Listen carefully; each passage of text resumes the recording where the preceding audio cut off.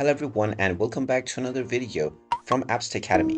In this video, I'm going to show you how to view your boards on the Shein application. So let's get started right away. First of all, open up the Shein application on your device. And if you haven't logged into your account already, go ahead and use your email address and your password and you will be logged into your account.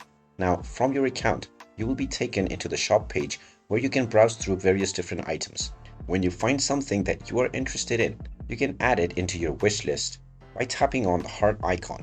When you tap on this, it will be sent to your wish list. In order to access the wish list, tap on the Me icon at the bottom right corner and you will see your wish list section. Go ahead and click on View All, and now you will see the items as well as the boards section. You can click on the boards option and now you will have the option to create your board. Tap on Create Board and now you can name your board whatever you wish. And then you can add the items that you have added to your wish list into your board by selecting them and clicking on Add to Board. And in this way, you can view your boards as well as the items that have been added onto your wish list. And there you have it.